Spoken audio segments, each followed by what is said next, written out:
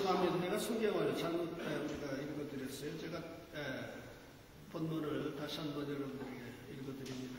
히브리서 11장 23절부터 29절입니다. 믿음으로 모세가 낳았을 때 그 부모가 아름다운 아이임을 보고 석 달 동안 숨겨 임금의 명령을 무수하니 하였으며, 믿음으로 모세는 장성하여 바로의 공주의 아들이라 칭함을 거절하고 도리어 하나님의 백성과 함께 고난받기를 잠시 지하가에 나갈 누리는 것보다 더 좋아하고 그리스도를 위하여 받는 능력을 애굽의 모든 부하보다 더 큰 셈을 여겼으니 이는 상주심을 바라봄이라.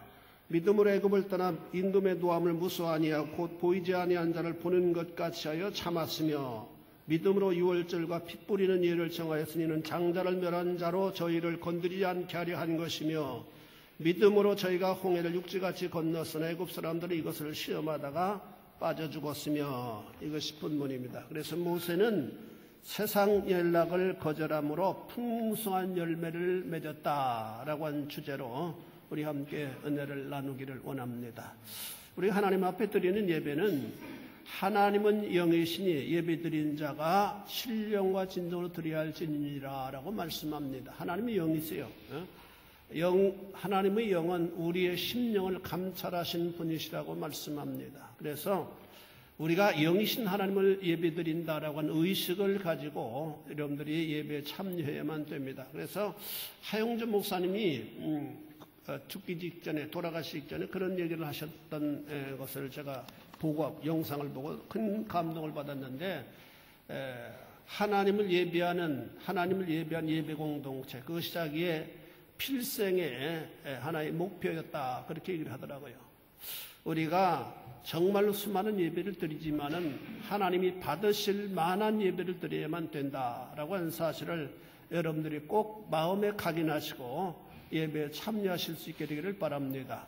우리가 예배 드리는 것은 무슨 세미나나 무슨 강연에 참여하는 것이 아니에요. 그래서 우리가 분명한 의식을 가지고, 그래서 이 구약시대에는 얼마나 예배가 어미로웠는지 하나님께서 예배 모든 부분들을 다 지정하시고 제물도 지정하시고 어떻게 하나님 앞에 예배 드려야만 되는지를 말씀하셔서 그 말씀에 조금이라도 어그러지면은 하나님이 즉결 처벌을 내리실 정도로 굉장히 어미로운 예배였습니다. 그것이 예수 그리스도께서 우리 대신 십자가 달려 돌아가심으로 말미암아 은혜의 시대가 되었기 때문에 이런 모든 것들이 그냥 넘어간 것 같다 할지라도 내면적으로는 하나님이 거절하신 예배를 우리가 드리는 경우가 굉장히 많이 있을 것이다 라고 하는 사실입니다.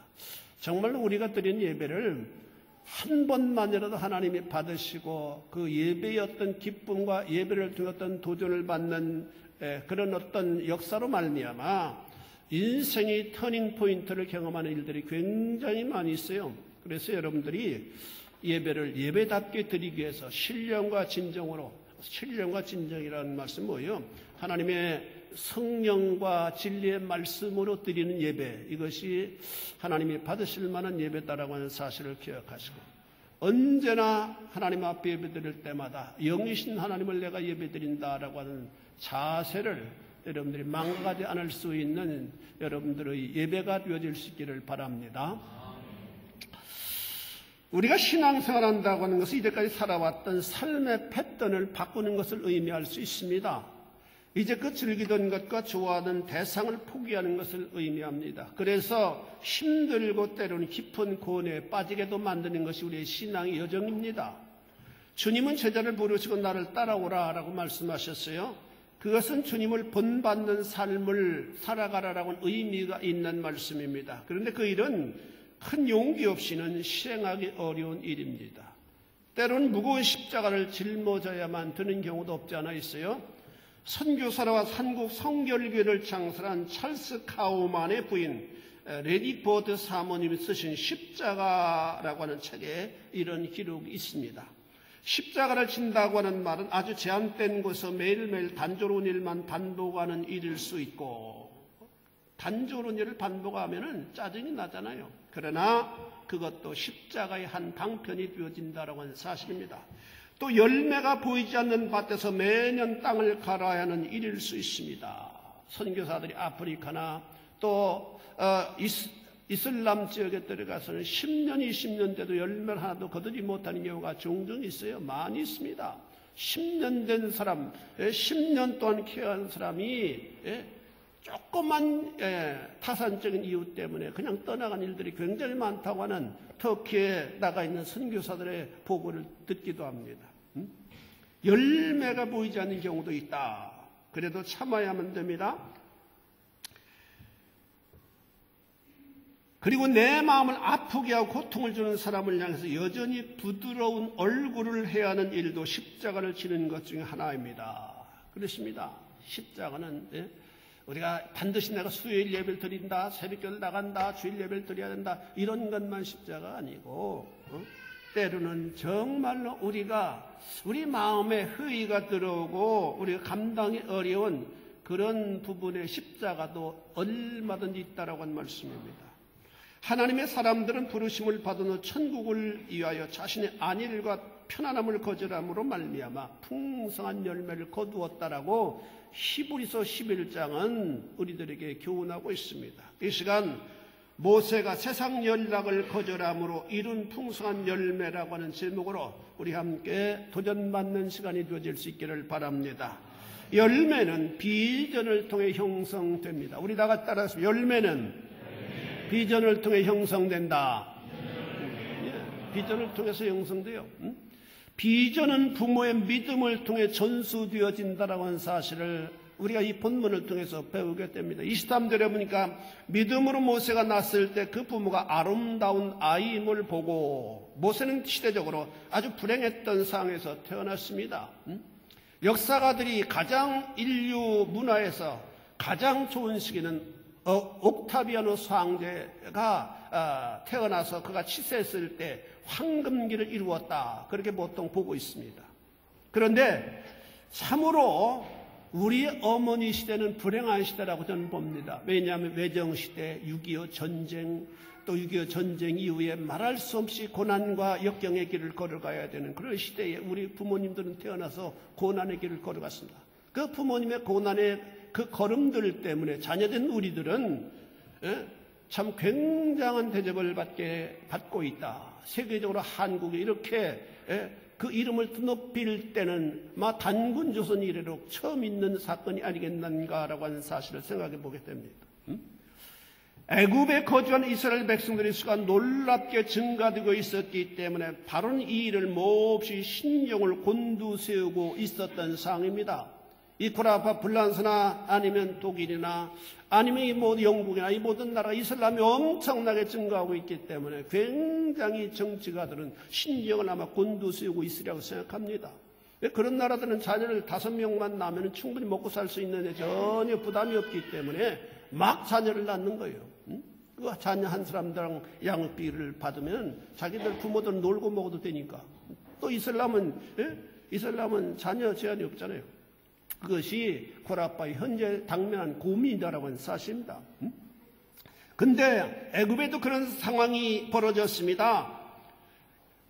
이민은 요셉 후손들이 자식을 너무 잘 나니까 인구가 한없이 증가하고 있는 그런 정황에 있었다라고 하는 말씀입니다. 그리고 그때 당시는 질병이 굉장히 유행했었기 때문에 질병이 한번 돌아오면 아이들이 죽는 경우가 굉장히 많이 있었지만은 그 이스라엘 사람들은 하나님께서 지켜주심으로 말미암아 질병이 돌아도 전혀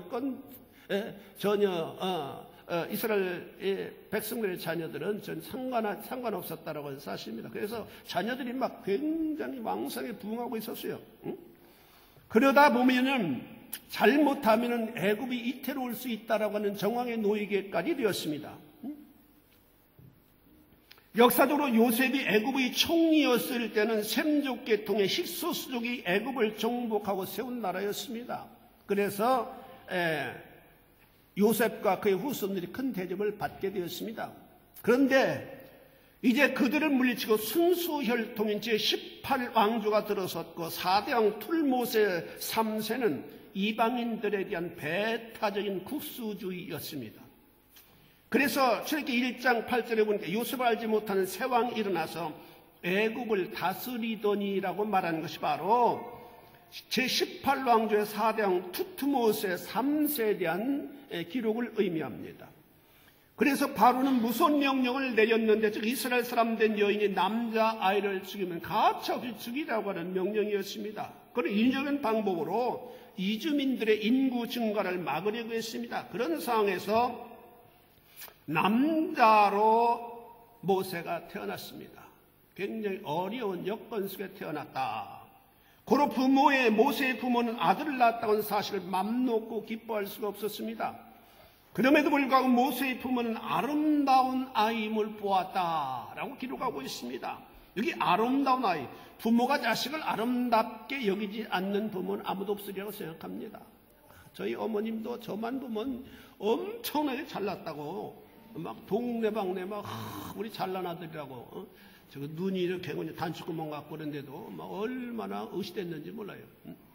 그래서 목사가 됐는지는 모르겠지만은 하여튼 부모가 자식을 이뻐하지 않는 부모, 잘났다고 생각하지 않는 부모가 어디 있습니까?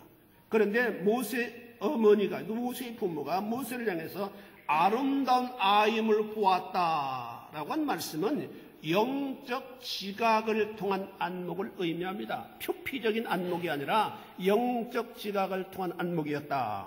믿음의 눈으로 보았을 때 아름다운 아이였고 하나님의 놀라운 비전을 성취할 아이라고 하는 사실을 인지했다라고 하는 말씀입니다. 부모의 믿음은 아이에 대한 분명한 섭리가 있음을 알았습니다. 그 누구도 목적 없이 태어난 사람은 아무도 없기 때문입니다. 여러분, 우리는 다 하나님의 목적 있게 세상에 태어난 존재다라고 하는 사실을 믿으실 수 있기를 바랍니다. 우리 한번 따라서 봅니다. 나는 하나님의 목적이 있어서 태어난 존재다. 가슴을 펴시기 바랍니다. 여러분 여러분 공부가 좀 안 되고 비즈니스가 좀 안 된다고 여러분 좌절하지 마세요. 하나님은 나를 세상에 보내실 때 하나님의 엄청난 비전을 나에게 두시고 태어나게 하셨을 뿐만 아니라 지금도 하나님은 하늘에서 눈동자처럼 여러분들을 바라보시고 여러분들을 지원하시고 여러분들을 케어하시는 분이시다라고 해서 믿으실 수 있기를 바랍니다. 이거 놓치게 되면은 조금만 어려움, 아이고 그냥 뛰어내리자. 그렇게 스스로 자학하게 되어져요. 우리나라 사람들은 지금 큰 병에 걸렸습니다. 조금만 어려우면 스스로를 뛰어내리려고 하는, 그래서 OECD에서 자살 최고의 기록을 1등이 좋은 것도 있지만 나쁜 것도 많아요. 그런 잘못된 그런 스스로의 자존감을 잃어버림으로 말미암아 삶이 엉망진창이 되어버리는 그런 결과를 지금 초래하고 있다. 우리는 이 사실을 이런 문화를 탈피할 수 있어야만 됩니다. 하나님께서 모세의 부모에게 아이에 대한 놀라운 믿음의 비전을 꿈꾸게 하셨습니다. 그래서 그 비전을 품고 아이를 양육했습니다.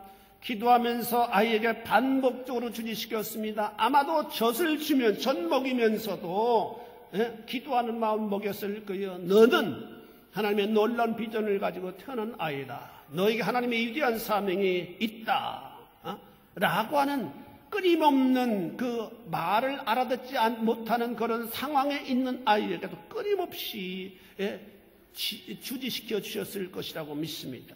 그래서 그 비전이 자녀의 마음속에 깊이 신앙으로 자신도 모르는 사이에 뿌리 내리게 만들었다라고 하는 말씀입니다.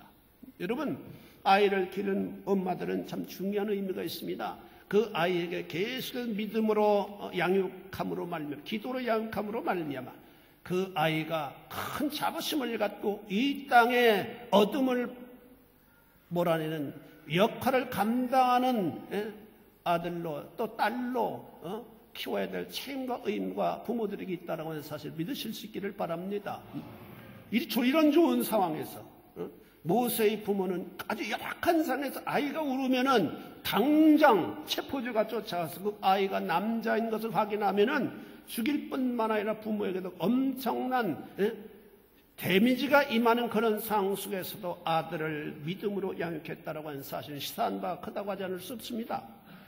비전은 두려움을 이기게 만듭니다. 23절에 보니까 믿음으로 모세가 났을 때 그 부모가 아름다운 아이임을 보고 석 달 동안 숨겨 임금의 명령을 무서워하지 않았으며 비전을 가질 때 그 어떤 권력의 세력도 무서워하지 않는다. 모세의 부모는 모세를 향한 비전을 품게 되었을 때 저 큰 권력의 시행자 바로를 두려워하지 않았다라고 본문은 말씀합니다. 우리가 하나님에 대한 비전, 천국에 대한 비전을 붙잡게 될 때 어떤 두려움도 극복할 수 있게 됩니다. 제가 지난 여름에 또리노의 그 깊은 산골 그 발대제 사람들이 신앙을 파괴하여 올곧게 그 바티칸에 엄청난 핍박을 600년간 받으면서도 올곧게 신앙의 길을 걸어갔던 사람들의 편린들이 남아있는 그곳을 방문했습니다. 막 완전히 막 바위 톡을 그런 데서 살았던 흔적이 지금도 남아있어요. 얼마나 많은 사람들이 600년 동안 죽었는지 몰라요. 때론 바티칸에서 그 사람들을 공격해서 그 사람들을 말살시키면 대지를 사함받게 하겠다 해서 스페인의 군대를 명령해서 그들을 샅샅이 발본색원하도록 하는 그런 일들도 자주 일어났었습니다. 그럼에도 불구하고 저들은 항복하지 아니하고 올곧게 성경만이 하나님의 진리의 말씀이다라고 하는 사실을 믿고 성경대로 살기 위해서 모든 세상의 부귀와 영화를 포기했던 위대한 신앙의 사람들이다라고 하는 사실을 그들의 족적을 통해서 다시 한번 깨닫고 얼마나 가슴이 뭉클했는지 모릅니다. 때로는 한 번은 다 우리가 사과하겠다. 서로를 인정하겠다. 그래서 마을 싸움 다 내려와라. 다 용서하겠다. 그런 명령이 내려서 마을에서 부녀자를 다 모았는데 한 300여 명이 겨울에 하얀 눈이 굉장히 많이 쌓인 그런 겨울에 내려왔다고 합니다.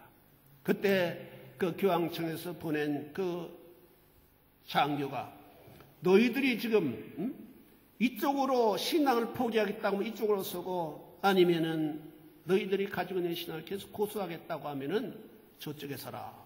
그랬는데 한 사람도 자기의 신앙을 포기하겠다고 이쪽에 선 사람이 없었답니다. 한 300여 명의 아이들과 막 그런 부모님들. 그러면은 다 쓰니까 무슨 명령을 내렸는데 그러면은 바로 그 자리에서 산으로 가라. 너희 가지고 있는 모든 것 하나도 취할 수 없다 해서 그런 엄청난 명령을 내렸을 때 그 굉장히 깊은 골짜기 해발 4,000m가 되는 것은 산 골짜기입니다. 그런데도 불구하고 한 사람도 자기 집으로 돌아가지 않으려고 산으로 그냥 묵묵히 올라갔다고 합니다. 그렇다면 그들이 얼마나 아사다를 많이 만들어내게 되었을까. 14,000명의 거주자들 가운데 한 4,000~5,000명이 죽었다고 하는 그 발대제 장로님이 저에게 얘기하는 걸 제가 들었습니다. 그러면서도 신앙의 아름다운 진리의 길을 포기하지 않고 올곧게 그 길을 걸어갔다. 대단한 일이 아닐 수 없습니다. 왜 그랬습니까? 저 아름다운 본향이 분명히 믿음의 안목으로 볼 수 있었기 때문이다라고 하는 사실입니다. 두 번째로 비전은 희생을 통해 구체화된다고 하는 사실을 말씀합니다. 비전을 위해 편안한 삶을 거절한 모세입니다. 24절에 보면 믿음으로 모세는 장성하여 바로의 공주의 아들이라 칭함을 거절하고 제가 이 역사를 바로의 공주의 아들이라고 하는 이 부분을 역사적으로 제가 살펴보니까 모세의 양어머니 18왕조 2대왕 아메노텝 1세의 딸입니다. 그는 아버지가 죽자 자신의 배다른 동생이자 왕이었던 3대왕 투트모세 2세와 결혼했고 그때 당시는 다 친족 결혼이었습니다. 아주 그 혈통을 유지하도록 하기 위해서 그가 이상하게도 죽자 남편과 궁녀 사이에서 태어난 4대 왕인 투트모세 3세 그가 바로 바로왕입니다.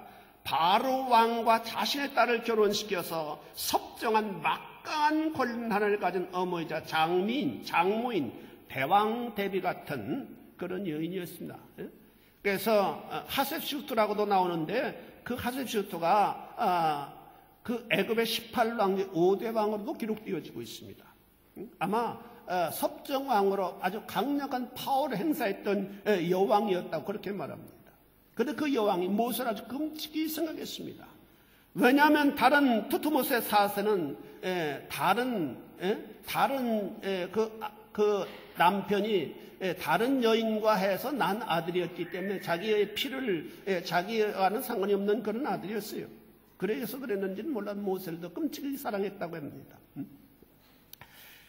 그리고 그런 모세가 원한다면 얼마든지 권력을 넘볼 수 있는 정황이었습니다. 이런 모세를 바로는 권력의 속성상 제거해야 될 큰 정적으로 여기지 않을 수가 없었습니다. 꼬투리가 없어서 공격을 하지 못하는 그런 어간에 모세가 애굽인을 쳐서 죽인 사실을 들어서 바로는 모세를 공격하고 죽이려고 도전했다. 모세는 기막힌 권력의 단맛을 포기했습니다. 그 권력의 단맛이라는 것은 상상할 수 없는 마약 성분보다도 더 강한 그런 유혹이 있다고 합니다. 그것을 포기한다고 하는 것은 결코 쉬운 일이 아니에요. 우린 그 자리에 오르지 못했기 때문에 잘 모르겠습니다만은 그에게는 믿음이 있었고 그 믿음의 양심, 하나님의 백성이라고 하는 정체성을 포기하지 못하게 만들었기 때문입니다. 아마도 그 어머니가 그 아이를 젖을 먹이면서 서너 살까지 젖을 먹으면서 간절히 기도로 그 아이에게 심어준 비전이 그 심령 속에서 꿈틀거렸기 때문이라고 생각합니다. 그가 편안한 삶을 포기했을 때 그를 기다리고 있는 것은 미디안 광야로 도망치는 일이었습니다. 공주의 아들의 자리에서 양을 치는 자리, 즉 한없이 낮아지는 자리로 내려오는 길이었습니다. 인간적으로 볼 때는 바보 같은 일이 한없이 어리석은 행동입니다. 믿음이 아니고 그것은 해석될 수 없는 고난의 여정입니다. 신앙 때문에 편안함을 포기하고 극한 고난의 길을 선택하는 모세를 우리는 주목할 수 있어야만 합니다.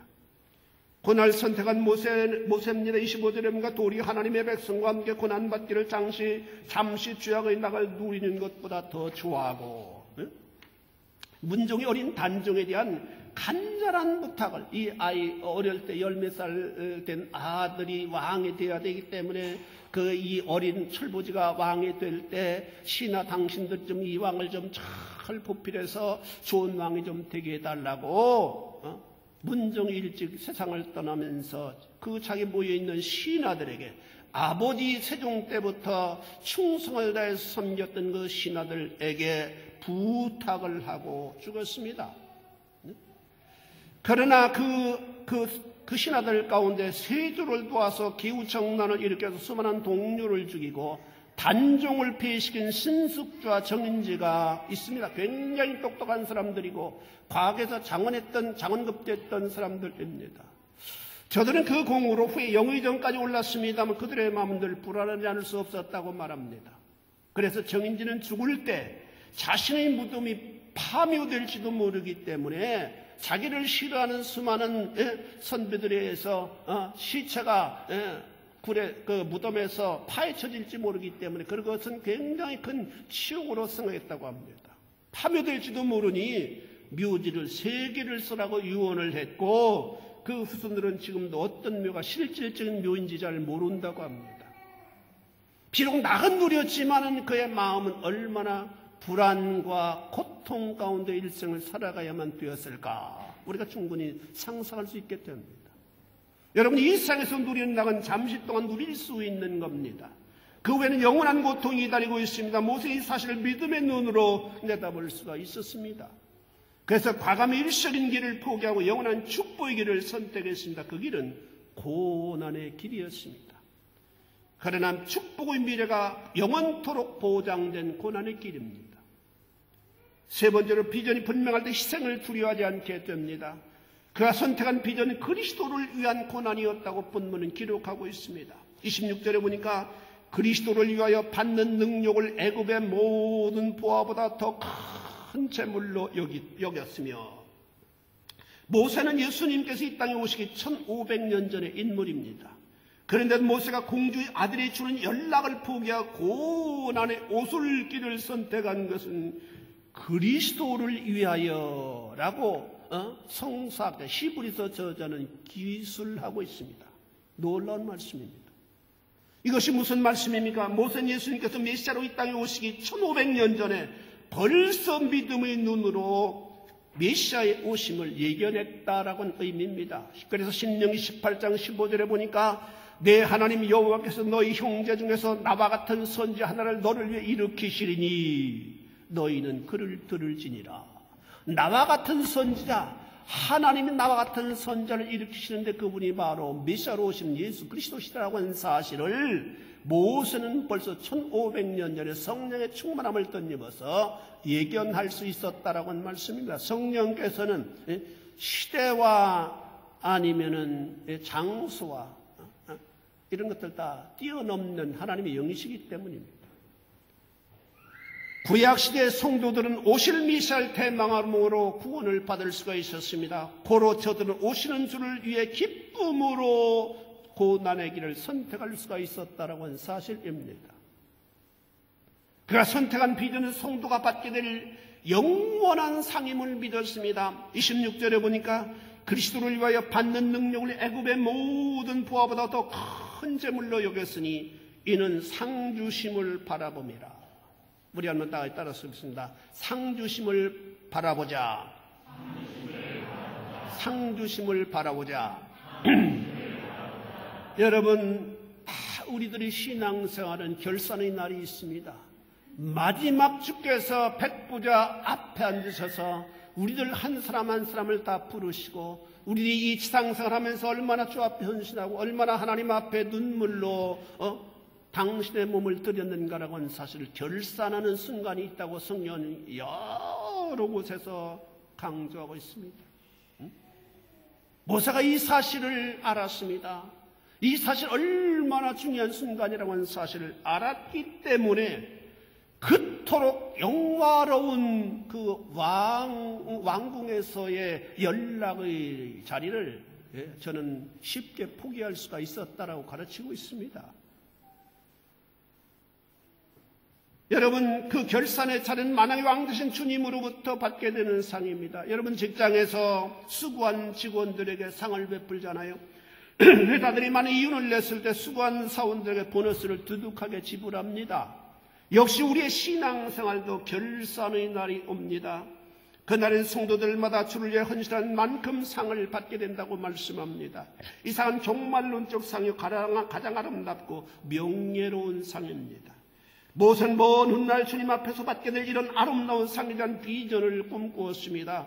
그는 이런 엄청난 상이 있음을 꿈꾸었기 때문에 세상에서 일시적으로 누리는 쾌락을 의연히 거절할 수 있는 용기를 지니게 되었습니다. 우리는 살아가면서 선택을 요할 때가 있습니다. 특히 비슷한 물건을 고려할 때 망설이게 되면 이것을 살까 이것을 살까 망설이잖아요. 그러니까 우리가 선택해야 하는 것은 애국과 아니면 하늘나라입니다. 세상 아니면은 하나님입니다. 믿으시길 축원합니다. 딱 두 가지밖에 없어요. 육체주의로 살아가느냐 아니면 신령한 세계를 바라보고 살아가느냐 두 가지밖에 없어요. 모세는 이런 선택의 기로에서 망설임 없이 그리스도를 위해서 고난의 여정을 선택했습니다. 그 고난은 의미 있는 고난이요 미래의 축복이 상급으로 주어지는 고난이라고 하는 사실을 저는 분명히 알았기 때문입니다. 주를 위한 고난, 신앙생활을 위한 고난, 그것은 상이 있습니다. 믿으시길 축원합니다. 네 번째로 현실을 두려워하지 않을 때 용기는 극대화됩니다. 바로의 진노를 두려워하지 않았습니다. 27절에 보니까 믿음으로 애굽을 떠나 임금의 노함을 무서워하지 아니하고 곧 보이지 아니한 자를 보는 것 같이 하여 참았으며, 여기 보이지 아니한 자를 보는 것 같이 하여 참았으며, 이 말씀은 보이지 않는 하나님을 믿음의 눈으로 보고 바로가 권력을 그 왕의 자리에서 분출하는 노를 무서워하지 않았다라고 하는 의미입니다. 여기 무서워한다고 하는 것은 뭐예요? 두려워한다고 하는 것을 의미하고 그것은 곧 불신앙을 뜻합니다. 하나님은 당신의 자녀들에게 말씀하셨습니다. 두려워 말라. 두려워 말라. 내가 너와 함께함이니라. 우리는 하나님을 믿는 한 그 어떤 것도 두려워하지 말아야만 합니다. 그 어떤 대상도, 어떤 우리가 두려운 대상도 하나님을 능가할 수 없기 때문입니다. 모세를 부르신 하나님 그분만을 우리는 두려워해야만 합니다. 이것이 모세의 아름다운 신앙이었습니다. 두려움을 이기고 믿음으로 홍해를 건넜습니다. 29절에 보니까 믿음으로 저희가 홍해를 육지같이 건넜으나 애굽 사람들은 시험하다가 빠져 죽었으며, 애굽 사람도 홍해를 건넜고 이스라엘 백성들도 홍해를 건넜지만 건넌 내용은 전혀 달랐습니다. 이스라엘 백성들은 하나님이 건너라고 말씀하시기 때문에 믿음으로 건넜지만은 애굽 사람들은 홍해를 시험했다고 말씀합니다. 이거 건너도 돼? 이거 이렇게 빠졌지 않을까? 이렇게 의심하면서 건너다가 그들은 다 그 이스라엘 백성이 건넜던 그 홍해에서 수장당하고 말았습니다. 이스라엘 백성은 건너라 하나님의 음성을 듣고 건넜습니다. 그러나 애굽 사람들은 바로의 명에 의해서 건넜습니다. 예? 질적으로 달랐어요. 똑같이 건넜습니다. 내용은 엄청나게 달랐습니다. 고로 하나님을 시험한 애굽 사람도 홍해를 건너지 못했고 시험한 홍해에서 모두 수장당하고 말았다고 말씀합니다. 사랑하는 성도 여러분, 모세는 세상의 연락을 거절하고 그리스도께 받으신 십자가의 고난을 선택함으로 하늘의 상을 받을 수 있게 되었습니다. 하늘의 상이야말로 성도에게 주신 축복의 위대한 상입니다. 그 상이야말로 심판대 앞에서 주님을 위해 수고하는 인생들에게 주시는 종말론적 상이기 때문입니다. 사랑하는 성도 여러분, 우리에게 부르신 결과에 대한 상이 있습니다. 그 상은 무엇과 비교할 수 없는 찬란한 상입니다. 그 상이 있음을 알았기에 바울은 목숨 걸고 주님을 쫓았습니다. 그리고 주를 위해 아낌없이 자신의 피를 드릴 수 있었습니다. 그렇습니다. 우리에게는 부르심의 상이 있습니다. 그 상은 주님을 위해 고난의 길을 걸어가는 자들에게 주시는 위대한 상입니다. 이런 상이 있기에 성도는 인내하고 때론 고난을 견딜 수 있습니다. 우리도 모세처럼 주님을 위해서 고난을 선택하심으로 말미암아 주님 주시는 위대한 상을 예비하는 여러분들의 신앙생활이 되어질 수 있기를 주님의 이름으로 축원해 드립니다. 기도하시겠습니다.